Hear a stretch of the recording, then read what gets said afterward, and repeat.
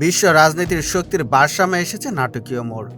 যুগের পর যুগ ধরে যুক্তরাষ্ট্রকে বিশ্বের একমাত্র সুপার পাওয়ার হিসেবে দেখা হলেও সাম্প্রতিক ভূরাজনৈতিক বাস্তবতা সেই ধারণায় বড় পরিবর্তন এনেছে।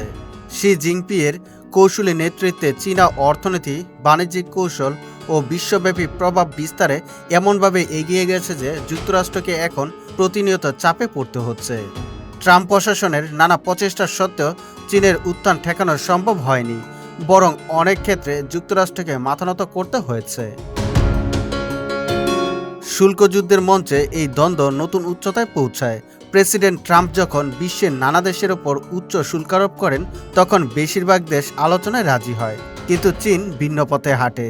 আলোচনায় বসার বদলে তারা উল্টো পাল্টা শুল্ক বসিয়ে চ্যালেঞ্জ ছুড়ে দেয় ওয়াশিংটনের মুখে। ফলস্বরূপ পরিস্থিতি চরমে পৌঁছে যায়। ওয়াশিংটন চীনা পণ্যের ওপর 145% শুল্ক বসালে বেইজিং মার্কিন পণ্যের ওপর চাপিয়ে দেয় 125% শুল্ক।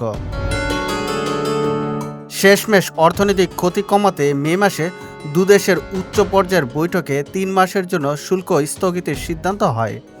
কিন্তু সেই সময়সীমা শেষ হওয়ার আগেই ট্রাম্প এক নির্বাহী আদেশে আরও 90 দিনের জন্য শুল্ক বিরতি বাড়ান।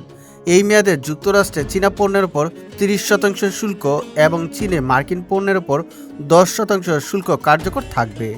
মে থেকে আগস্ট এবং এখন আরও 3 মাস বিশ্ব তাকিয়ে আছে এই দ্বন্দ্বের পরিণতির দিকে। প্রশ্ন একটাই, এ কি কেবল বাণিজ্য যুদ্ধের সাময়িক বিরতি, নাকি সুপার পাওয়ারের আসনে চীনের উত্থানের সামনে যুক্তরাষ্ট্রের নীরব আত্মসমর্পণ?